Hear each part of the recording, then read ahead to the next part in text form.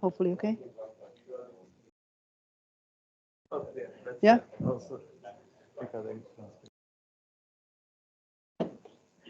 Right. Okay. Shall we start with the afternoon session? Yeah. All right. Well, Livia, this afternoon we'll talk about nested sampling. Thanks, George. Okay, thank you very much. Welcome, everyone. I'm going to give this presentation together with George. George has been a postdoc in my group a few years ago now. He's back in physics, and we're going to divide the talk in between us. So I'm going to talk about the nested sampling technique we've been using in the almost 10 years now as a kind of preclaimer. I'm not even a physicist, I'm a chemist. So probably all of you know way more about Bayesian statistics than I do, so please be kind to me. So it's a kind of a weird thing to be here because I'm going to talk about statistics and the method that probably you know. How many of you have heard about nested sampling in the statistics? Oh, awesome. Hope I'm going to be able to say something new. But we're using it in the materials context. And in the past couple of years, when I was talking to mathematicians or statisticians, it was clear that the materials problem we use nested sampling for is quite special compared to other kind of sampling problems. So it means that some of the tricks or the speed ups that is used by the statistical community doesn't really apply to the materials case. So we're going to go through a couple of examples and a review, but also I hope that this is going to be a presentation which helps to kind of seed some ideas or to show you where we think that we are lacking some statistical help to be able to move forward the materials side of the sampling. Okay, so this is how the masterclass is going to roughly look like. First, I'm going to go through and give a kind of chemistry introduction. So far in the masterclasses, you've seen quite a nice range of different sampling techniques from Manon and from David and from the others as well. So I think it's worth a little bit explaining why do we need nested sampling? Why do we need something else again if we're able to sample the configuration space quite nicely and efficiently from different point of view. Okay, so the first bit is going to be a bit of chemistry and overview what is the potential energy surface and why I'm interested in adapting the nested sampling to this problem. Okay, then I'm going to go through briefly on the nested sampling algorithm in general, not the materials, just in general terms, and we're going to have a little hands-on tutorial. So we have a GitHub repository where we store our nested sampling code adapted to the material system, but we have two Jupyter notebooks then. One is a simple nested sampling algorithm on a two-dimensional function. The second one is nested sampling on the one-dimensional leasing model. So we're going to go through that, but please go onto GitHub and then you can download the Jupyter notebook and play along with that. Okay, when I finish with the tutorial, I'm just going to have a few slides connecting how the nested sampling can be roughly or in the big picture to use to the materials case, just some very general considerations that I'm going to give over to George, who's going to go through the implementation tricks and considerations in case of the easing model. And then we'll see how much time we have. We're going to show you a few more examples. And depending on how much time we have, I'd like to concentrate on the kind of problems and shortcomings we have at the moment. So maybe you can help us to make our sampling better. Okay, so I'm a computational chemist, and chemistry is something that is a very applied science. So I just want to highlight why do we actually care, why chemists want to do some modeling. So in the big triangle of theory, experiment, and now computational modeling, the role of modeling is from several points of view. So we can do and test the theory by doing experiments on the models. With computational modeling, we can compute properties about materials that's otherwise inaccessible.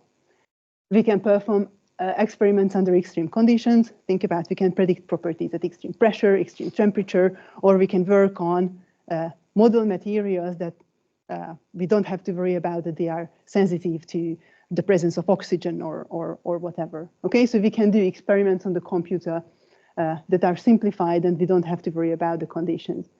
Also, it's a very useful way of providing an atomic level insight into the structure. Even the best experiments not able to resolve all the little details, so modeling is often used for that. And finally, a big part is to save time and resources. Probably David's going to disagree with me slightly bit, given how much energy is used by the high performance computing to do all of these calculations. But the idea is that instead of synthesizing all the materials, you're able to do some pre-screening. Okay, so a large part of computational chemistry to be able to make predictions.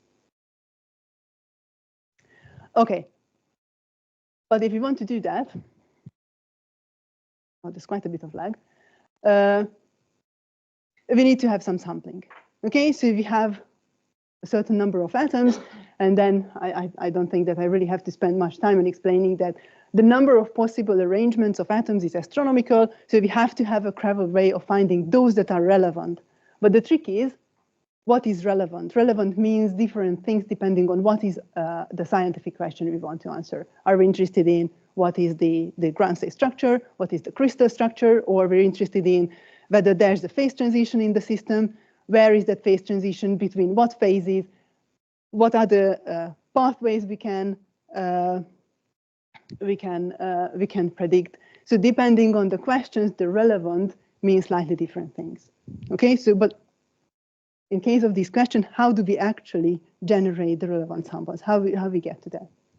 Okay, before I give a little bit of kind of overview or just list a few techniques what we use, it would be, for the purpose of nested sampling, useful to think about the space that we're sampling as the potential energy surface. Okay, I'm going to introduce that because it's going to make it easier for me to talk about the nested sampling technique and how we apply it in materials. Okay, so the potential energy surface is the potential energy of a group of atoms as a function of their atomic coordinates. Okay, so Q is the coordinates, the spatial coordinates. So in case of n particles, this means 3n degrees of freedom. F is some kind of function that allows me to calculate the energy if I know what are the coordinates. This function, the way I can calculate the energy, that can be a lot of different things. Chemists kind of like the accuracy, so that's really representative.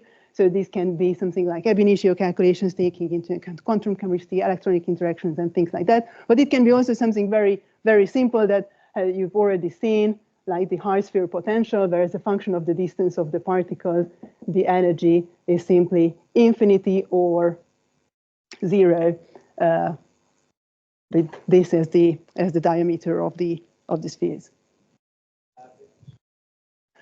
Ab initio just means that from first principles, it means that you properly take into account the underlying physics of the electrons and their interactions from Schrödinger equations and things like that. Okay, there's a lot of different levels you can do these calculations in quantum chemistry. The more accurate you become, the closer you are actually to reality, but they can be so expensive that in some way that you're just restricted to a hydrogen atom. Okay, then from then on, of course, you lose some accuracy, but you allow larger system to be sampled. Okay, but generally, I'm just going to refer that this is a way I can magically tell what is the energy if I see the coordinates in the system. Okay, but chemists are interested in something that, so this function captures the interactions between the particles. Okay. There are different arrangements of atoms, all are going to result in different energies. In most cases, if we don't have an external field, then it means that the energy is translationally and rotationally invariant, so that's not sensitive to that. I think David mentioned that with one bead of his polymer was fixed in the simulation, just to kind of capture that. Okay, so if you imagine that you're able to generate all the potential configurations and calculate the energy, then you would get the entire potential energy surface. Okay, so imagine that this is going to be my Toyn representative potential energy surface. This is it's just a drawing. Okay, so it's nothing physical, but it has some some features. I drew it in a way to have some features that represent the kind of features that we see in materials. Okay, so this axis is the energy. The other axis, just imagine that something that represents the number of microstates. Okay, high energy, it's a very broad space. Imagine that the high energy configurations are typically the gas phase-like configurations. You imagine how many ways you can place the air molecules and atoms here in the room. It's quite a large number of different possibilities. But as you go down in energy, you can kind of in a hand wavy way say that you go down in temperature. Once you're in the liquid phase or in the solid phase, the number of possibilities is much more restricted. Okay, so the volume of this phase space decreases continuously and monotonously as you go down in energy. There are going to be regions where this kind of decrease is quite sudden. Okay, this is associated with the phase transition. Okay, so you have the gas phase, suddenly you condense into the liquid. There's a huge jump in the available number of microstates. It's still continuous, or? It's still continuous. Oh. No, it's continuous. Okay. Yeah, but it's a very sharp change. Okay, at the bottom of the landscape, you have a global minimum. That's very important. So it has a lower bound. You cannot go beyond this point. And this last bottom point is going to be the global minimum. That's the ground state structure. This is going to be the structure of your material at 0 Kelvin. Okay, this is something that relatively easier to find out, but that's an important point. But of course, you can have a lot of other modes of this function, a lot of other basins and minima. And these minima can be relevant or less relevant. These can be stable or metastable structures. But in this case, for me, stable doesn't mean stable in the statistical sense. It means stable in the thermodynamic sense. So I'm interested in, is this other basin represents an other structure that is thermodynamically relevant under other conditions other than 0 Kelvin. Okay, think about phase transitions between graphite and diamond. Okay, both structures are there, but depending on what is the temperature and the pressure, one is relevant compared to the other. Okay, both of them are minima, but which one is actually thermodynamically stable is going to be determined by its phase space volume, its width. Okay, and of course there's I can identify transitions between these bases. These are going to be transition points. But overall, it's true that if you have the potential energy surface, you have all the microscopic and macroscopic information about the system. Okay, which means that these kind of transitions from basin to basin are transition states. This is what governs kinetic properties in materials, and the relative phase space volume ratios of different bases represent the thermodynamic stability. Okay, roughly speaking. Just to emphasize, every single point here means a separate microstate, a separate different arrangement of particles in the system. Okay, so this is the function I want to sample. Okay, but before we talk about sampling, another quick few kind of recap from the previous day and a half.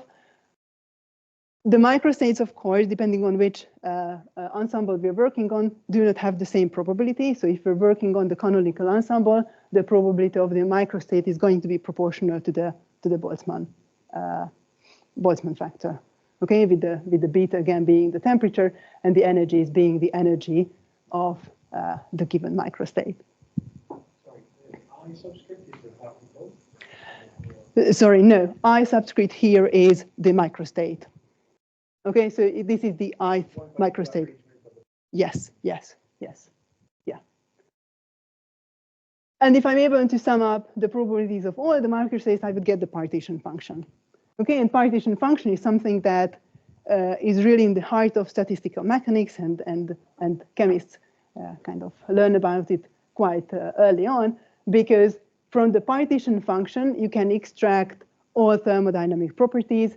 Here I'm listing the free energy and the heat capacity. So heat capacity, David mentioned this this morning. So this is the first derivative of the logarithm of the partition function with respect of beta. This is the expected value of the energy, and we derive it again with respect of temperature to get the heat capacity.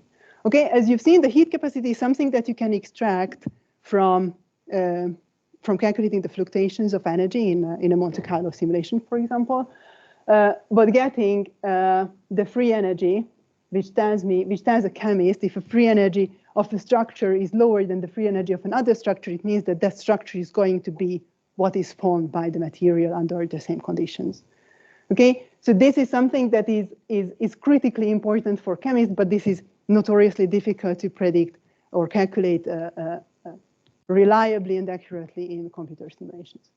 Okay, but of course the problem is that I'm never able to sum up over all the microstates. Okay, this is something that is probably you can do in a very simple discrete model. You can do it for 2 Lennard-Jones particles.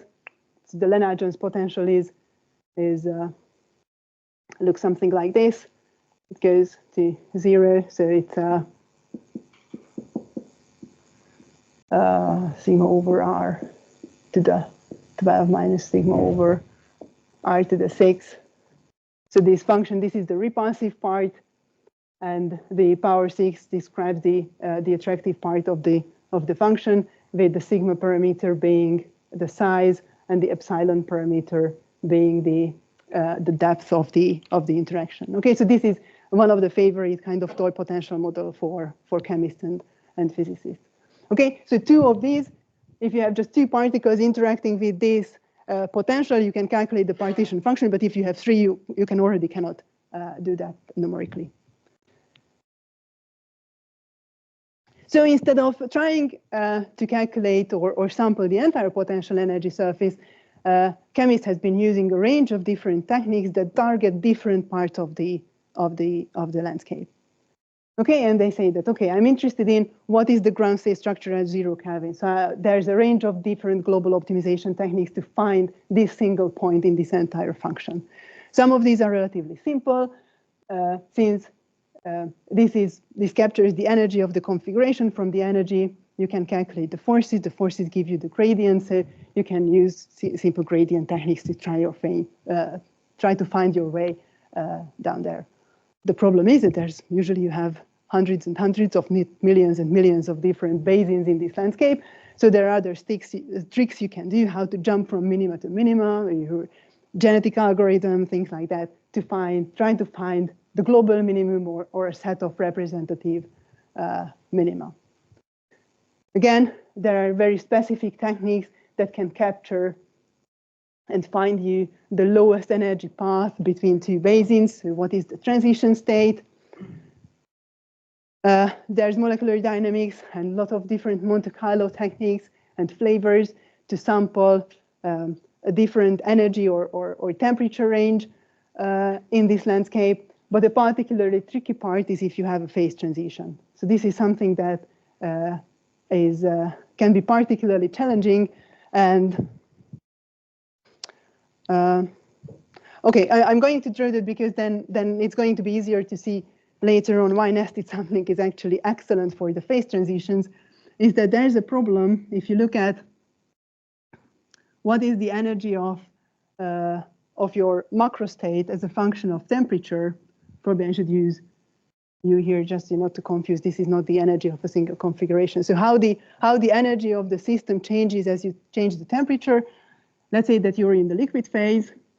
The energy decreases as you cool the system.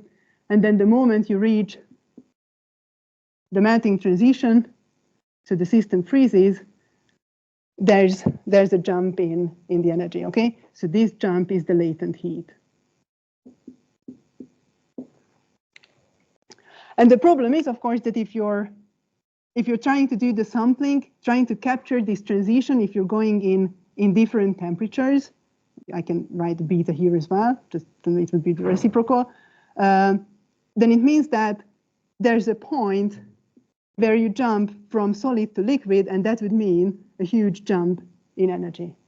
Okay, so this case, if you try to see that what is the distribution of your energy, if you do the sampling at this temperature, then you go this temperature, and then you do the sampling, you see that the that practically you have no overlap of the distributions. So in practical simulations, if you try to start from the solid and just simply changing the temperature to melt it, or start from the liquid and expect it to spontaneously freeze, this is something that either doesn't happen at all, or happens with a huge hysteresis, which makes it practically impossible to predict what exactly is this temperature.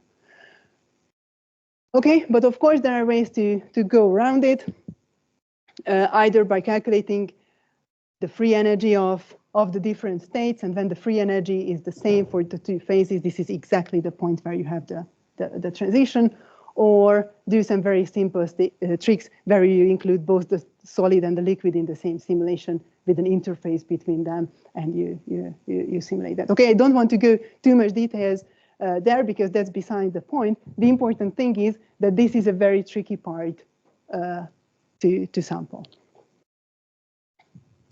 Okay, so we have all of these techniques.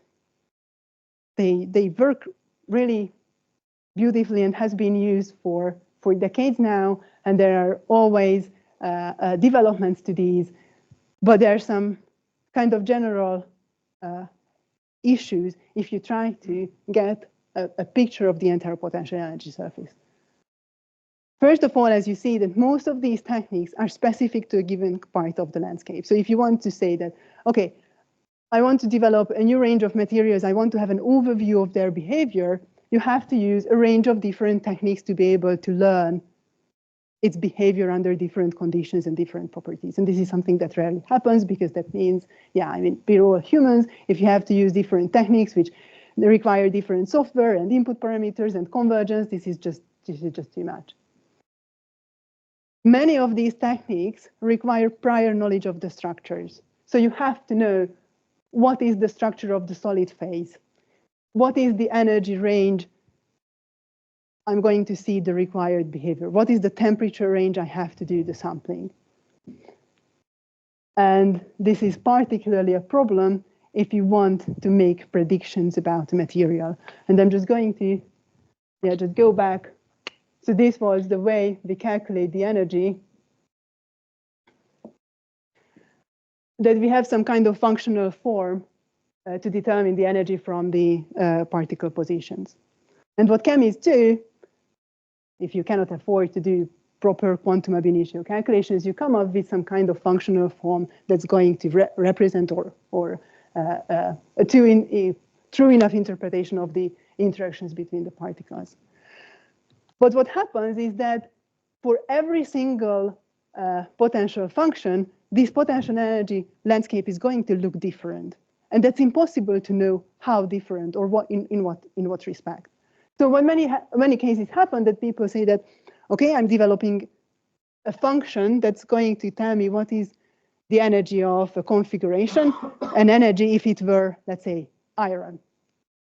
Okay, people know what kind of structures they expect iron to form. It's a face-centered cubic and body-centered cubic, and probably that's it in a fair temperature and pressure range. And then check whether the structure is really a minimum, what's the transition, and that's done. There's no guarantee that actually that function doesn't have much lower minima or much larger basin somewhere else where they didn't expect it. And actually, this is what we've seen in the past 10 years when we're using nested sampling to sample the potential energy surface of different energy functions, that time and time again, it turns out that if you do an exhaustive sampling of the entire potential energy surface, it turns out that it's completely different. People were only concentrating on a small subset of the, or a small subpart of the landscape that kind of lines up with the chemical intuition, okay? Nothing guarantees that actually the function you come up with is going to entirely behave as your expectation, okay? So with these techniques, it's very difficult to make a truthful prediction. Okay, and just quickly, the kind of information that as a chemist in the end people are usually interested in is something like, for example, a phase diagram. So this is a map as a function of pressure and temperature. What kind of phases should I found if I have at a certain temperature and a certain pressure? Okay, so this is the phase diagram of water, showing where water is vapor, where water is liquid, and the different ice crystalline structures that has been discovered for ice so far. So, you know, from microscope, the phases are defined as bits where you have some analyticity of the potential, right? Or of the function of something with respect to the hyperparameter functions that you mentioned. So is there something about that? Is there some property of these functions within the phases that you can say this is the solid phase and this is the liquid phase, etc., or is it some kind of like emergent thing that you can only detect after simulation? Okay, so something that I always have available is the coordinates of the particles, and usually I can use that to determine whether I'm in a liquid phase or in a solid phase. Right. And solid liquid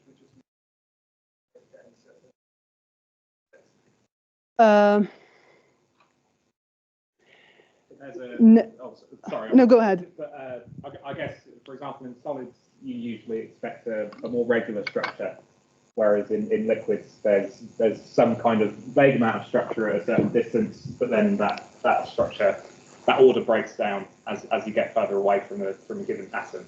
So we could, I mean, there's radial distribution functions, which tells you on average how far away all of the atoms are from a given atom, and depending on how sharp that radial distribution function looks, you can quite confidently say this is a solid versus this is liquid. Yeah. I think that's absolutely correct. There's a kind of a fine line between, because you can have amorphous solids as well, which is a solid but doesn't have a long range translation or order in the structure, in which case probably the best definition would be to do some extra calculations to see what is the diffusivity of the particles within the structures. In the liquid, you expect that particles diffuse and the structure changes in time. In a solid, they are just kind of vibrating around the positions. Okay, so this is some kind of information that captures a lot of important information for chemists and physicists and engineers to be able to say where the phase transitions are and what are the structures of the phases. Okay, but to be able to get this information, there's a lot of different sampling problems on the microscopic level that you have to tackle. Okay, just a quick summary of what is the difficulty with this potential energy surface as a function to sample. Okay, it's high dimensional. When I talk to so far, when I had the chance to talk to statisticians, when they usually said that, oh, this is a high dimensional problem, it's 10 dimensions. But I have 100 particles, that's already a 300 dimensional problem. It's quite high. The problem is that usually this function is highly multimodal, so we have a large number of minima. We do not know the number of minima. The even bigger complication is that I might have a large number of minima, but as a chemist, I might not care about most of them because they are so narrow that the probability of the system being there is negligible, in which case, okay, maybe there's a million, but I don't care. But I don't know beforehand whether that happens. Okay, the volume of the function shrinks very rapidly, which means that if I want to give an estimate, what is the size of this basin compared to the, let's say, the gas phase-like red region, that's, let's say, for around 50 particles, that would be something like 300 orders of magnitude. Okay, so some crazy shrinkage in the volume. Yeah, and mentioned this is going to look different for each f function I use to be able to calculate what is the energy of the configuration. Okay, so we need something else. We want a different kind of sampling. The motivation is that I want to have a way to sample the entire potential energy surface, not specific to any feature, and I want to do that without knowing anything about this landscape a priori. Okay, I want to be able to sample this function without knowing whether there are phase transitions, and if they are, how many and where, how many minima are there. I want to have a broad picture of this entire high-dimensional function. Okay, and this is where nested sampling comes in. So, well, many of you know nested sampling, so this is not really big news. So it was introduced by John Skilling in exactly 20 years ago to sample probability densities in high-dimensional spaces where the regions contributing most of the probability mass are exponentially localized. Okay, and Skilling proposed an algorithm with which, if you know the likelihood and the proportion of the prior distribution, you can calculate the evidence. And in the past 20 years, this has been taken up by different communities and used for different purposes, whether to calculate the evidence, use it as an integration algorithm, use it as a global optimization algorithm in a way that you, in a scenario where you don't know the gradient, or in cases where, since you sample the evidence and the posteriori at the same time, it can be used for model selection and all kinds of fancy statistical thing. But again, I'm a chemist, I'm going to use it as a simple integration algorithm. Okay, so let's say that this is the function that we want to sample in this X range, and I already ordered or chosen a function that is kind of ordered with respect of the likelihood. This is going to make it easier to show you how this works in the very simple first example. Okay, so this is the one-dimensional case, and I start by generating k numbers. In this case, k is equal to 4, so 4 uniformly random samples. Then I calculate the likelihood value for each sample and pick the sample which has the lowest likelihood.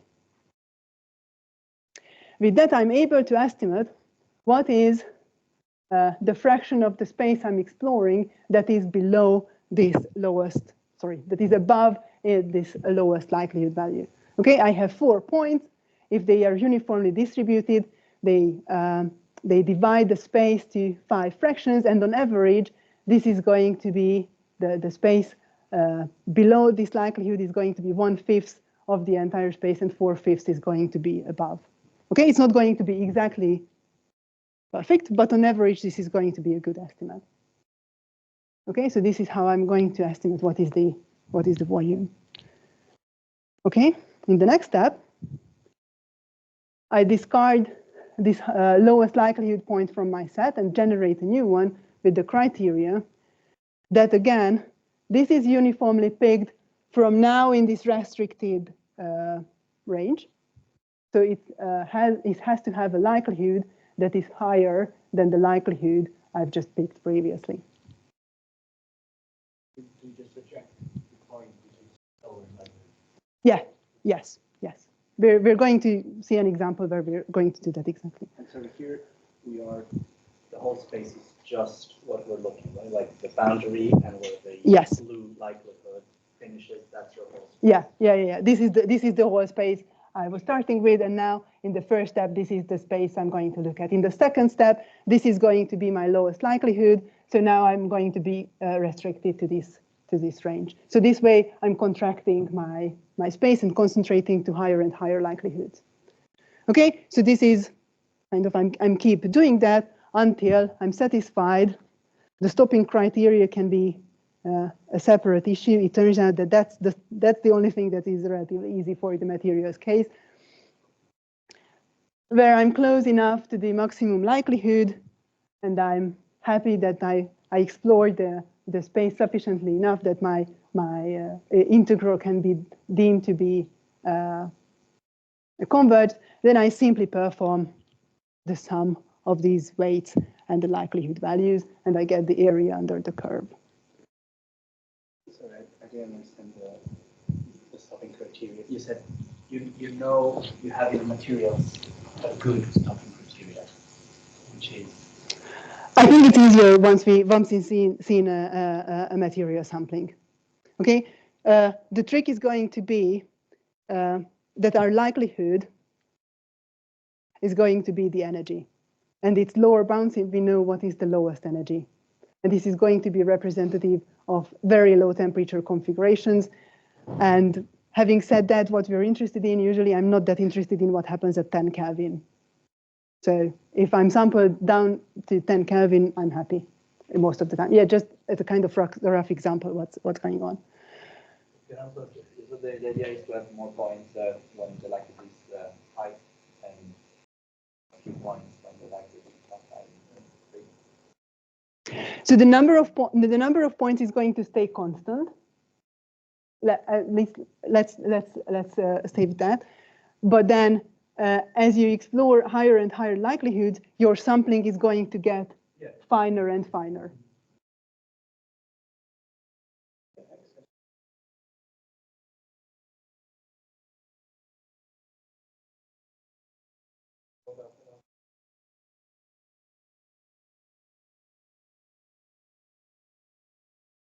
Yeah.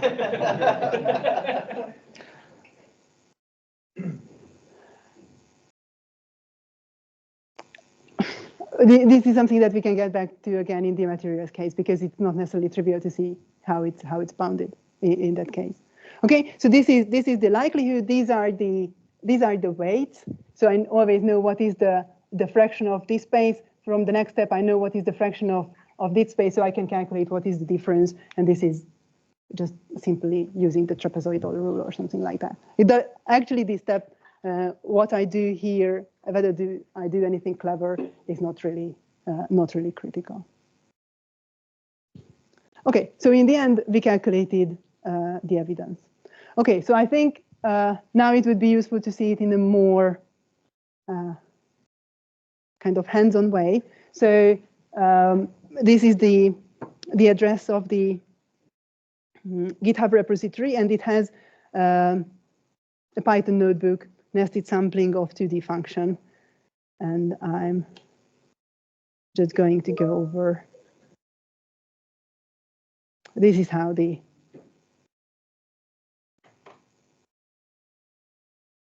function looks like. Would you like me to go back to the? Okay, in case you want to follow along and play with it. Okay, so in this case, we're going to have this two-dimensional function. It's a sum of 3 Gaussians, and we're going to do nested sampling in that. I'm flipping everything over. So far, I've been talking about going to higher likelihoods, but in the material sense, I'm interested in low on energies, so I'm just going to flip the sign. Okay, so we're going down in this space. Sorry, it can be a little bit confusing, but it makes it easier for a chemist to know what's going on.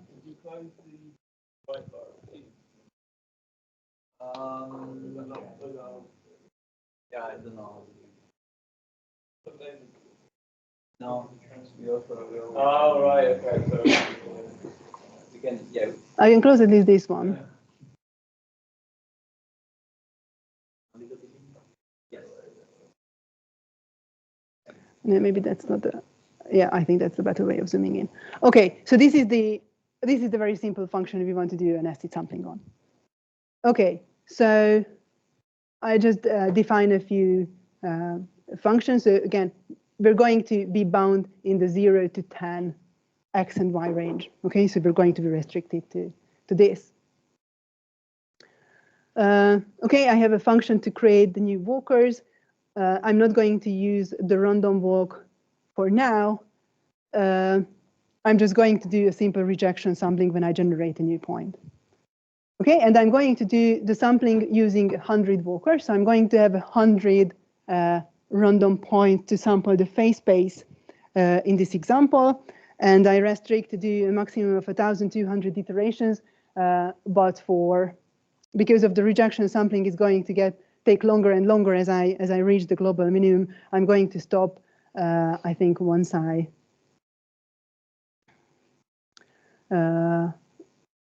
couldn't find a point in 10,000 trials. Okay, so now we're looking at this function from. We're going to look at this function from the top. Okay, so this is the 0 to 10 range, and this is the 3 minima we have in this case, and the black points are my initial random points. Okay, so I just picked 100 random pairs of points in this 10 by 10. You call them walkers, that's because those, when you show the likelihood, but when you have 5 points, were they the results of something walking around for a while and then Yeah, thank you for the point. I think this is my mistake. At this point, it's probably better to call them a live set. Okay, I later on call them a walker because I cannot really do rejection sampling with the configuration. So I'm going to show that actually we're doing a walk. Okay, but we're not doing any walk at this point. So let's just call them a live set because these 100 points are my active points at the moment. Okay, this green one happens to be the one which has the highest energy value, so it has the lowest likelihood. So this is going to be the one that I'm going to throw away the first time. Okay, and then I do a nested sampling.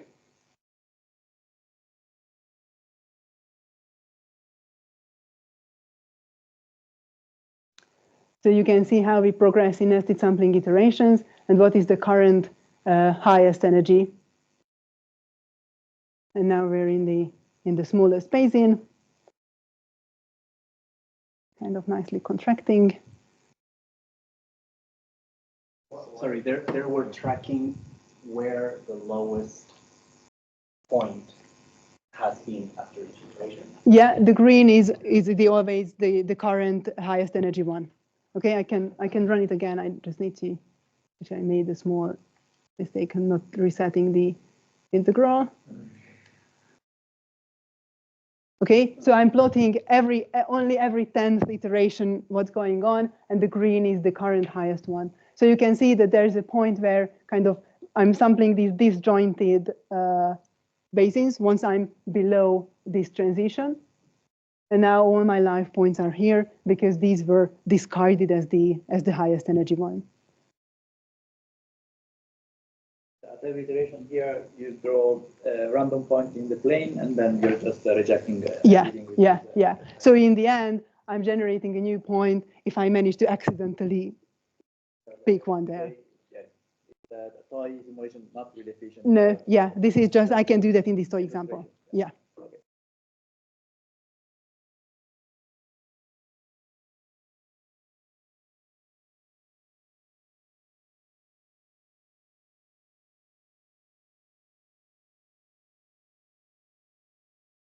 This is a very, very good point. This is the critically most difficult part of doing that for the materials case. In this toy example, it's just simple rejection sampling. Okay, so it turns out that we've done 800 iterations. The rejection sampling took longer, so I just stopped. Okay, this is the exact integral of this function in this range, and this is the nested sampling estimate. Okay. Sometimes it's a bit better, so it's now a 4% error. It seems that the more complicated the function is, especially the more localized likelihoods you have, the easier it goes. So this very simple toy problem is actually quite hard for nested sampling to be very accurate. Yeah, so, before you wrote the exponentially localized likelihood, something exponentially, like what is exponential? Yeah, nothing indeed. Nothing in this example. I think so this is a quote from Skilling, and I think what he wanted to express that this works especially well if you have likelihood modes that are really, really localized, exponentially localized, but those are for some reason giving the big contribution to the evidence. And this is, if you think of, but for me, it's easy to think of the materials alternative. If I'm thinking about the potential energy surface, where I'm having really tiny, narrow basins compared to the entire volume, but at mid temperatures where a chemist is interested, this gives the highest contribution.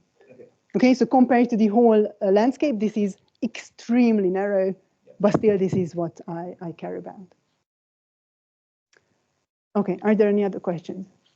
In the first example you showed, when you were computing the regulars, you say that you took a known centric volume. Like it was, you get rid of the right, or the right of the volume. How does the right, for example, if you have a middle point, like in the second the row you just made? So how do I estimate the volume if I'm not? Okay, okay. So imagine that in this 2D example, you can at any point during the sampling, you can take your points and order them in the likelihood value. So you can always reliably pick which point has the highest likelihood, and you know that whatever the volume is occupied by all the other points that are below is going to have k over k plus 1 to the I fraction of the volume. And how do you divide the space in terms of volume type? Like, for example, there is only one point, the bottom right part. How do you say? I'm pretty sure that this is like inform or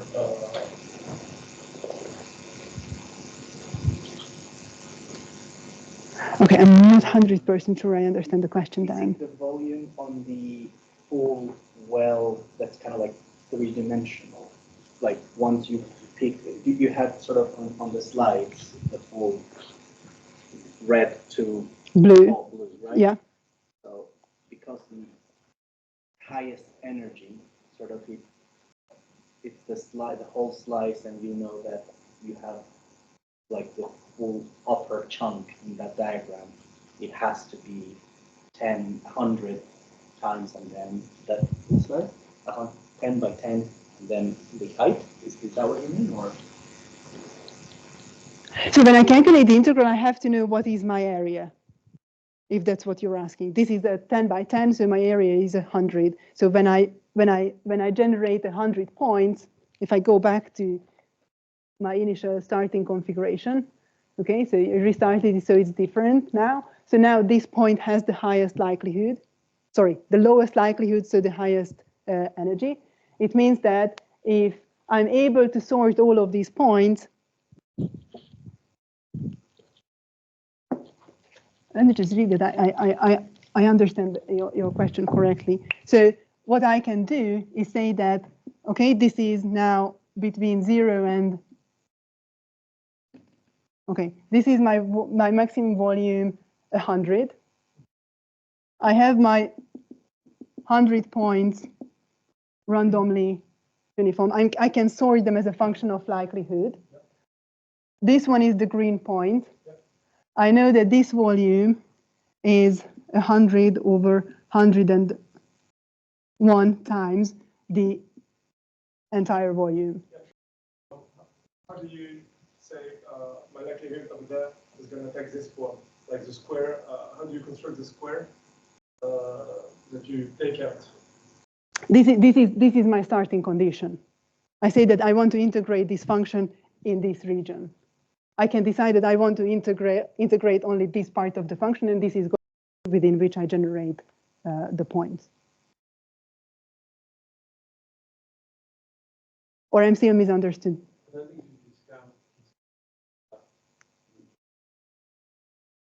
You're worried about that I know nothing about this one, this part of the.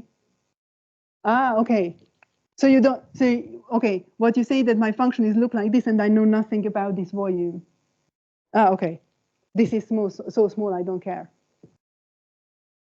I can see that you can construct a function when this is going to be a problem. I deliberately constructed one that is really flat in the top. So if I don't know exactly what is the volume here, it's not going to count a lot in the overall integral. Okay, so if my highest energy point is going to be somewhere in this plane, I mean, okay, I don't really know exactly what is the high difference, I don't care. In the material sense, this is going to be a ridiculously high energy random configuration. Again, it's not going to give any contribution to those temperature or energy regions where I'm interested in. So it's not a problem that I don't know what's happening in this end. You're discounting the energy space. but it is possible that if you went further into the bottom right corner of the previous block, that would actually be a lower energy, so you might hit that later. Is that right? Okay. The question is, what happens if I have a teeny basin somewhere here? Yeah. In the rejection sampling, I can. If I'm not doing rejection sampling, that of course there always can be tiny basins that I miss. That's a very important point.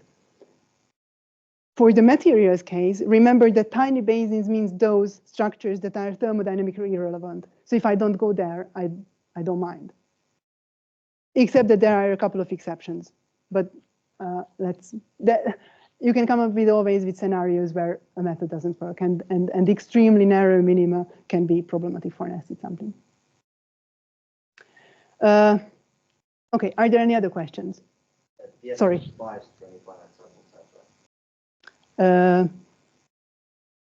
Yeah. Okay, so several of you raised the point that doing rejection sampling is not necessarily going to work, so I'm going to show you a random walk where I pick a random configuration and I do a random walk from that point. This is every red is a step I do not accept. Yellow steps are the accepted one. So since the rejection sampling becomes quite difficult and problematic early on, as the phase space shrinks, and it's going to be less and less likely that you're accidentally going to pick a point that has high enough likelihood, what we typically do is we pick one of the existing random samples, because all of them satisfy the criteria that they are uniformly distributed and below my energy threshold. So I pick one of those points, clone it, and say that I'm going to start a random walk from this cloned point until I'm satisfied that it's independent enough from the starting point, so I can treat it as a new uniform independent sample. And this is what happens here. You see that in this case, one of the steps were actually large enough that I was able to overstep the barrier, even though the actual transition point is above the allowed energy level. Okay, so we do that for materials, and this is the first problem where we kind of experimenting a bit, then we settle for what we have. So we truly do. The simpler thing to do is to do a random walk. Okay, so you pick a particle, propose a random direction, a random step, move the particle there, recalculate the energy. If the energy is lower than the limit, you accept the step. If it's not, then you discard it. Okay, so we are sampling from a slightly different distribution, so it's not a Boltzmann sampling. Temperature doesn't appear in the sampling anywhere. It just, am I below the energy level or not? That's the only criteria I use. But we don't really know whether we walked long enough. There's no way for us to tell whether I can really use my sample as an independent one or not. And partly the reason is that we're moving in a really high dimensional space, so any kind of distant metrics are hard to use, if at all. And the other problem is that as we're going down and narrowing on in the minima, the landscape changes dramatically. So whatever clever strategies might work in the liquid state are not going to work in the solid state, and vice versa. So, but this is definitely something where improvements can be made, because this is where the largest fraction of the cost. The cost comes from, that we have to do this random walk until we're independent. Okay, since the notebook is up, I'm going to show another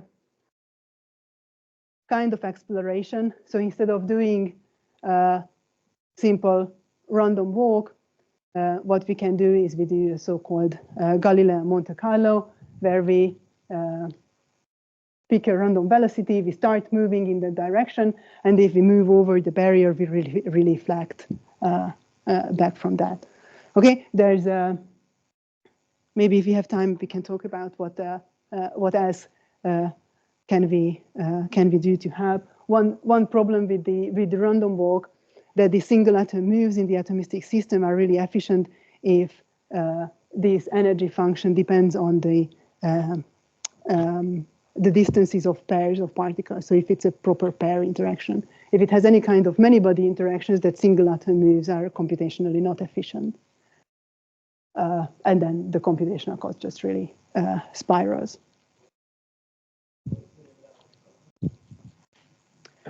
It's called the Galileo Monte Carlo. Oh, I actually don't have the name. Yeah, the Galileo Monte Carlo. Okay, so I will go back to my slides to show a quick summary. Then we can have a 5-minute or 10-minute break, and then it's George's turn. So nested sampling has been used for in the past 20 years, a range of different areas. We were involved in a review paper recently, which nicely kind of collects all of these different applications and some of the other tricks that are applicable for other areas. So often it's possible to do or beneficial to do a nested sampling where the number of points changes dynamically. So you might, if you remember, I kept in this 2D example, the number of points always 100.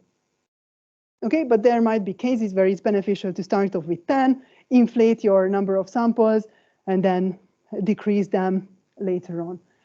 Actually, this is something that might be beneficial for the materials case, but we haven't tried it yet.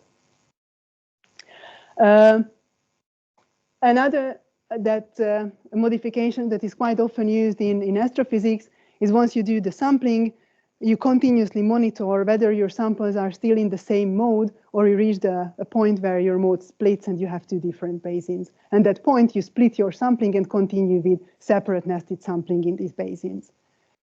This can be really efficient if it's easy to identify the modes and if you have not more than 2 or 3. This is definitely not applicable for the materials case. Other things that can be done as you do the sampling and you know that this is the likelihood region you're interested in, there are ways to kind of skip over the non-interesting part and don't waste computational time sampling this, because this is where most of your integral is going to come from, so kind of move over. You're going to see that, again, this is something that is not really beneficial for the materials case. Finally, the other trick that is used in some areas is to do several nested sampling with only a few walkers and then comb them together and calculate the statistics. Again, because in the materials case we have a lot of different modes, and one of the important information is what is the relative importance of these modes, which we cannot get if we sample them separately. We have to sample them at the same time. This is, again, something that is not really applicable. Sorry, it's larger than.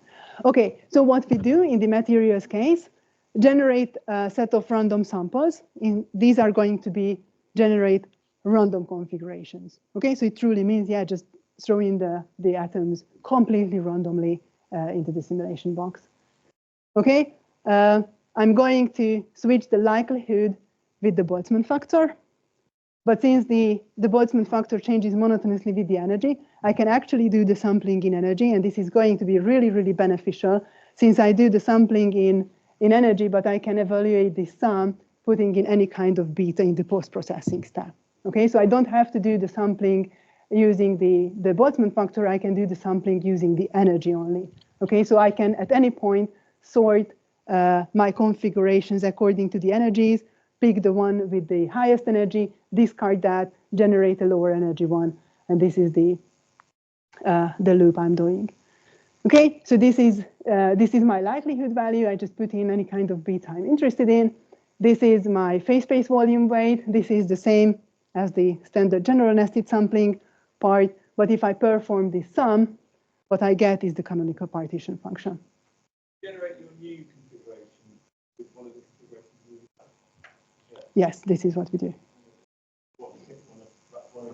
One of the existing random. At the beginning of the run, I can just generate a new random atomic configuration, but that's quickly going to be inefficient. Yeah. You're never going to accidentally generate the perfect crystalline structure of your material. Okay, and something else that I think David mentioned, that I don't have to worry about doing the sampling the momenta as well. I can simply integrate out the momentum dependent part of the partition function. Okay, so what happens that in the end, really nested sampling is a way that I can sample the entire potential energy surface.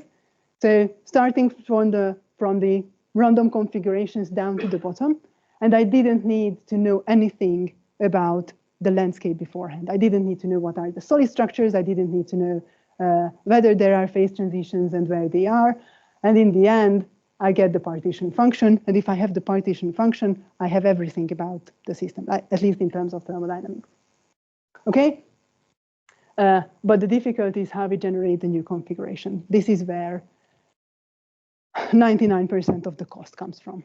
Okay, so if we're able to decrease that, that would be awesome.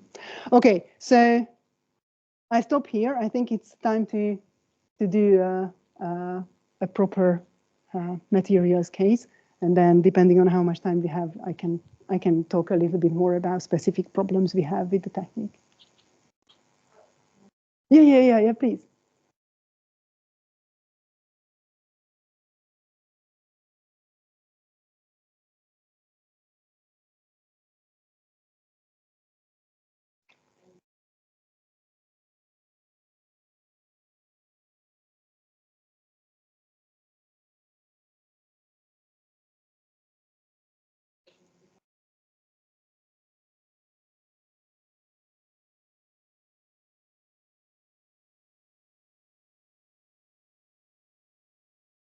I'm not very familiar with the population Monte Carlo. Yeah, it's a mix between like the groups of configurations for walkers, and also like some animal stuff from high temperatures. A group of walkers, and as you go down in temperature, it tilts on and produce some. Okay. I think the big difference is in this step that I'm able to estimate what is the phase space volume, and this means that as I progress through the sampling, though I monitor the energy, this is what helps me decide which configuration to kill and what is the criteria I should generate a new configuration. My sampling is not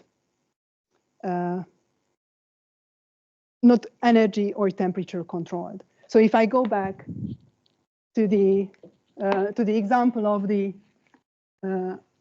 phase transition, where the biggest difference is going to come from, if you imagine that this is my phase space, let's say that this is energy, and this is, let's say this is the liquid state, and this is the solid state.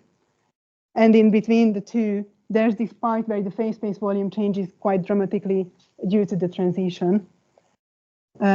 If you choose the sampling levels in temperature, it means that actually you're going to jump over the transition because of the latent heat. So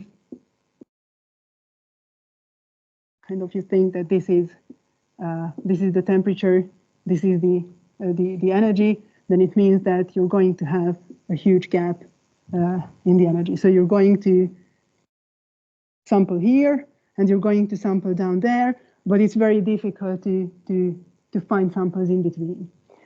If you control your sampling in energy, then you're going to go equidistant. It's much better. Something like parallel tempering is actually in temperature. Wang-Landau method is in energy. But what nested sampling does, that it shrinks the phase space volume with the same factor. It's always 1 over k plus 1 shrinkage compared to the previous one. So actually, I'm shrinking in this way. I'm always shrinking by the same direction, which means that when I'm at the transition, my sample levels are going to be naturally much closer to each other, and then widen again out outside of the transition. So that's why nested sampling is naturally going to detect where the phase transition is and going to collect samples from the phase transition. There are quite some analogies with the extreme event simulations, right? Where instead of going to look for the maximum or the minimum of the energy, you go outwards because you look at the regions with low probability. And I think the methods are pretty much identical, where you start with a population and then you kill the one with lowest energy in order to expand in the tails. So it's just the direction is the opposite, but okay. I think then the estimators, they look like the same, essentially. Yeah. That's interesting. I think. Yeah.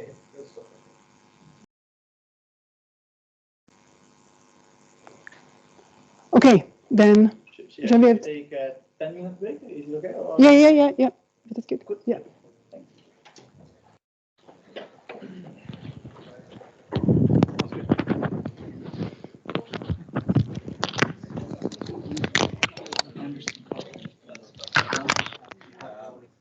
The reception doesn't have us by name, but we'll have to get the initial numbers, and then the audio you make some. You have some right now. Material is making experiments and simulations of other kinds to fix the function. Yeah, I know, but or just pick it from the literature. Yeah. Or come up with someone who's better model and Leonard Johnson. Leonard Johnson. Well, they said you are able in these kind of problems. I'm not that one, to be honest. You are able to marginalize sort of function and yes, you're able to marginalize that. You can integrate over the Yeah.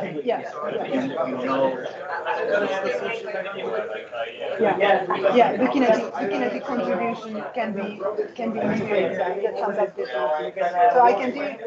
There are two ways of doing the sampling. I can do the sampling in the positions and the momenta as well, and then I would get the total partition function, or I can just sample in the spatial coordinates and then add the kinetic contribution later. Yeah.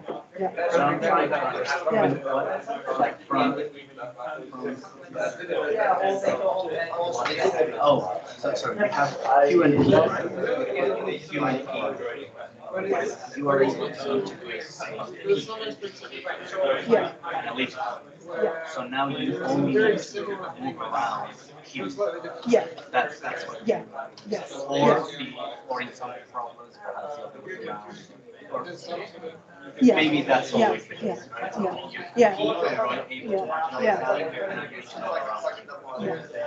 But I only included the kinetic contribution there for the sake of transparency. It's actually in most thermodynamic functions, this just goes as a linear shift in the value.